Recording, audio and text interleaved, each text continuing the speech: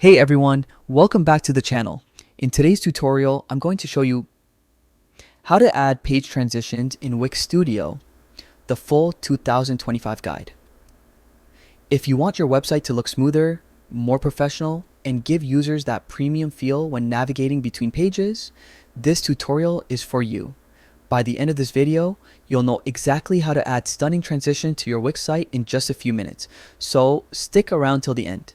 Let's get started. First, log into Wix Studio. Head over to the Wix Studio homepage and sign into your account. If you want to save time, use the Continue with Google Search option. It's the fastest way to get inside the editor. Once you're in the editor, it's time to access the design settings. Look for the Wang site style icon.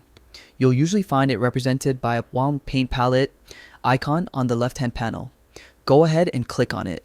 Inside the site style settings, scroll through the options until you find page transitions. This is where all the magic happens. Now, click on page transitions and you'll see several transition effects you can apply between your site's pages. Wix Studio gives you a range of options, from slides and fades to creative animations. For this tutorial, let's highlight the out-in transition. This effect creates a smooth fade out and fade in motion between pages, which gives your site a clean and professional vibe. To apply it, just select the transition style, preview it to see how it looks, and then click apply. That's it. Your new page transition is now active across your site.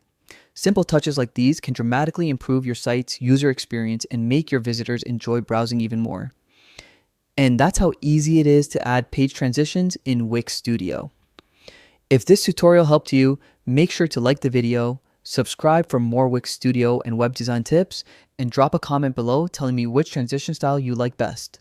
Thanks for watching, and I'll see you in the next one.